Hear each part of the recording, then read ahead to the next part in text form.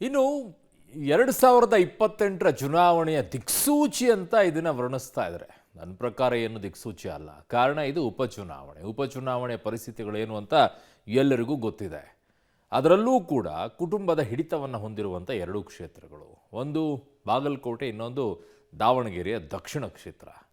ಈ ಕ್ಷೇತ್ರಗಳದ್ದು ಇಡೀ ರಾಜ್ಯದ್ದೇ ಎಲ್ಲ ಜನರ ಮೈಂಡ್ ಸೆಟ್ ಅಂತಂದರೆ ಆದರೂ ಕೂಡ ಈ ಮಿನಿ ಯುದ್ಧ ಅಂತ ಏನು ಕರೆಸ್ಕೊಳ್ತಾ ಇದೆ, ಹೇಗೆ ಸಾಗ್ತಾ ಇದೆ, ಯಾವ ರೀತಿಯಾಗಿ ಸಾಗ್ತಾ ಇದೆ, ಯಾರು ಅಬ್ಬರಿಸ್ತಾ ಇದ್ದಾರೆ, ಯಾರು ಬೊಬ್ಬಿರಿತಾ ಇದ್ದಾರೆ, ಡೀಟೇಲ್ಸ್ ಇಲ್ಲಿದೆ.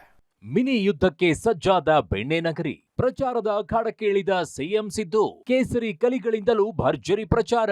ಯುದ್ಧ ಇದೊಂದು ಮಿನಿ ಯುದ್ಧ. 2028ರ ರಾಜ್ಯದ ವಿಧಾನಸಭಾ ಚುನಾವಣೆಯ ದಿಕ್ಸೂಚಿ ಅಂತಲೇ ಈ ಎರಡು ಕ್ಷೇತ್ರಗಳ ಉಪಚುನಾವಣೆಯನ್ನ ಅನೇಕರು ಬಣ್ಣಿಸುತ್ತಿದ್ದಾರೆ. ಹೀಗಾಗಿ ಕಾಂಗ್ರೆಸ್ ಮತ್ತು ಬಿಜೆಪಿಗೆ ಈ ಚುನಾವಣೆಯ ಗೆಲುವು ಬೇರೆಲ್ಲ ಉಪಚುನಾವಣೆಗಿಂತ ಪ್ರಮುಖವಾಗಿದೆ. ಹೀಗಾಗಿ ಘಟಾನುಘಟಿಗಳೇ ಪ್ರಚಾರದ ಅಖಾಡಕ್ಕೆ ಇಳಿಯುತ್ತಿದ್ದಾರೆ. ಶತಾಯಗತಾಯ ಎರಡೂ ಕ್ಷೇತ್ರಗಳಲ್ಲಿ ಗೆಲುವಿನ ಬಾವುಟವನ್ನ ನೆಡಲು ತಮ್ಮೆಲ್ಲಾ ಶಕ್ತಿಯನ್ನ ಪಣಕ್ಕಿಟ್ಟಿದ್ದಾರೆ. ಡಿಸಿಎಂ ಡಿಕೆ ಶಿವಕುಮಾರ್ ನಂತರ ಈಗ ಸಿಎಂ ಸಿದ್ದರಾಮಯ್ಯ ದಾವಣಗೆರೆ ಪ್ರಚಾರದ ಅಖಾಡಕ್ಕೆ ಇಳಿದಿದ್ದಾರೆ. ಬೆಳಗ್ಗೆ ಬಾಪೂಜಿ ಹೆಲಿಪ್ಯಾಡ್ಗೆ ಬಂದ ಸಿದ್ದರಾಮಯ್ಯ ಶರಮಗೊಂಡನಹಳ್ಳಿ, ಆರನೆಯಕಲ್ಲು ಗ್ರಾಮ, ಹಳೆ ಬೆಳವನೂರು, ತುರ್ಚಘಟ್ಟ, ಹೊಸ ನಾಯಕನಹಳ್ಳಿ, ಹದಡಿ ಸೇರಿ ದಾವಣಗೆರೆ ದಕ್ಷಿಣ ಭಾಗದಲ್ಲಿ ಪ್ರಚಾರವನ್ನ ನಡೆಸಿದ್ರು. ಸಮರ್ಥ ಶಾಮನೂರು ಪರ ಮತಯಾಚಿಸಿದ್ರು. ನಾಳೆಯೂ ಕೂಡ ಸಿಎಂ ಸಿದ್ದರಾಮಯ್ಯ ದಾವಣಗೆರೆಯಲ್ಲಿ ಪ್ರಚಾರವನ್ನ ನಡೆಸಲಿದ್ದಾರೆ. ನೀವೆಲ್ಲರೂ ಕೂಡ ತಿಳ್ಕೋಬೇಕು, ನಾನೇ ನಿಂತಿದ್ದೀನಿ ಅಂತ ತಿಳ್ಕೋಬೇಕು.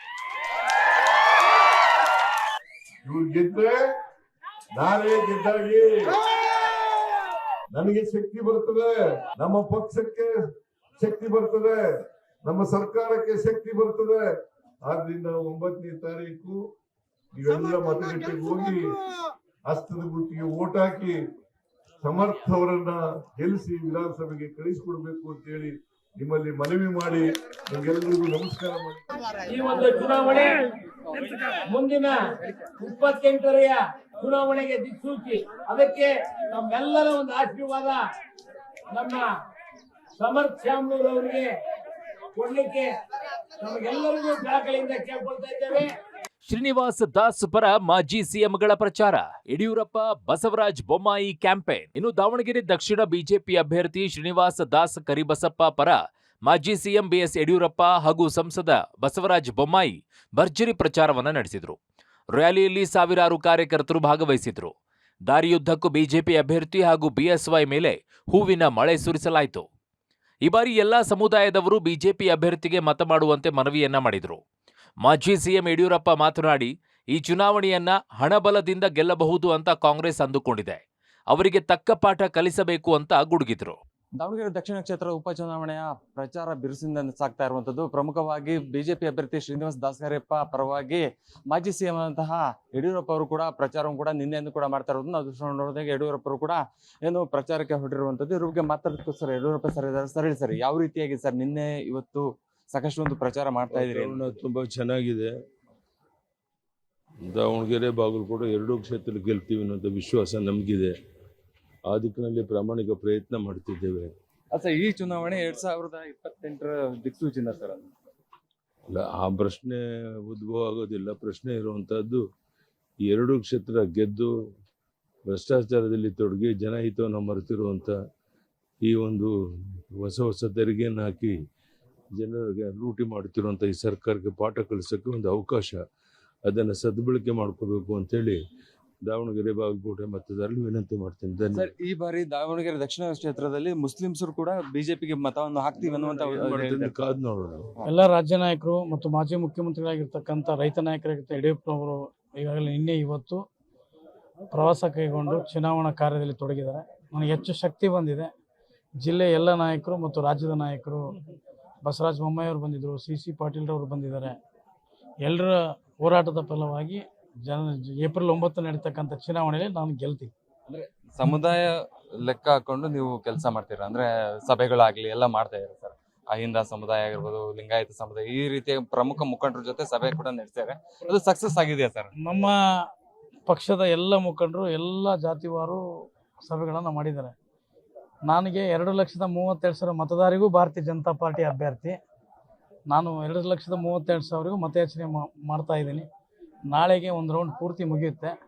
ಎಲ್ಲರನ್ನೂ ಮನೆ ಮುಟ್ಟುವ ಕೆಲಸ ಮಾಡಿದ್ದೀನಿ. ಒಳ್ಳೆಯ ಸ್ಪಂದನೆ ಇದೆ. ಮೇ 4ರಂದು ವಿಜಯೋತ್ಸವ ಮಾಡ್ತೀವಿ. ಬಾಗಲಕೋಟೆಯಲ್ಲಿ ಕೈ ಕಮಲ ತಂತ್ರ ಪ್ರತಿತಂತ್ರ. ಡಿಸಿಎಂ ಡಿಕೆ ಶಿವಕುಮಾರ್ ವಿಜಯೇಂದ್ರ ಮ್ಯಾರಥಾನ್ ಸಭೆ. ಒಂದು ಕಡೆಗೆ ದಾವಣಗೆರೆಯಲ್ಲಿ ಪ್ರಚಾರದ ರಗ್ಗು ಕಳೆಗಟ್ಟಿದ್ರೆ, ಬಾಗಲಕೋಟೆಯಲ್ಲಿ ಮಿನಿ ಕದನ ಗೆಲ್ಲಲು ತಂತ್ರ ಪ್ರತಿತಂತ್ರಗಳನ್ನ ಹೆಣೆಯಲಾಗುತ್ತಿದೆ. ದಾವಣಗೆರೆಯಲ್ಲಿ ಪ್ರಚಾರ ಮುಗಿಸಿ ಹೊರಟ ಡಿಸಿಎಂ ಡಿಕೆ ಶಿವಕುಮಾರ್ ಬಾಗಲಕೋಟೆ ನಗರದ ಹೊರವಲಯದ ಕಂಠಿ ರೆಸಾರ್ಟ್ನಲ್ಲಿ ಎಐಸಿಸಿ ಪ್ರಧಾನ ಕಾರ್ಯದರ್ಶಿ ಸುರ್ಜೇವಾಲಾ ಜೊತೆಗೆ ಸಭೆ ನಡೆಸಿದರು.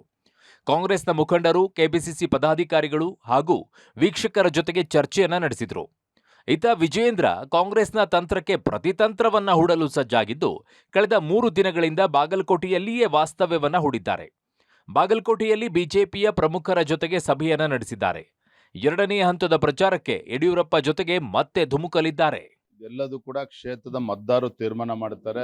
ಈ ಕ್ಷೇತ್ರದ ಪ್ರಜ್ಞಾವಂತ ಮತದಾರರು ಈಗಾಗಲೇ ಚರಂತಿಮಠ ಅವ್ರನ್ನ ಕಳೆದ ವಿಧಾನಸಭಾ ಚುನಾವಣೆಯಲ್ಲಿ ಸೋಲಿಸಿ ಅಭಿವೃದ್ಧಿ ಕುಂಠಿತ ಆಗಿದೆ ಅನ್ನೋದು ಅವ್ರ ಮನವರಿಕೆ ಆಗಿದೆ. ಹಾಗಾಗಿ ಇವ್ರು ಏನೇ ಕಳ್ಳಾಟ, ಬಂಡಾಟ, ಸುಳ್ಳಾಟ ಏನೇ ಮಾಡಿದ್ರು ಸಹ ಇದ್ಯಾವುದು ಕೂಡ ಪ್ರಯೋಜನಕ್ಕೆ ಬರೋದಿಲ್ಲ. ಸದ್ಯ ಬಾಗಲಕೋಟೆ ಹಾಗೂ ದಾವಣಗೆರೆ ದಕ್ಷಿಣ ಕ್ಷೇತ್ರ ಉಭಯ ಪಕ್ಷಗಳಿಗೆ ಪ್ರತಿಷ್ಠೆಯ ಕಣ.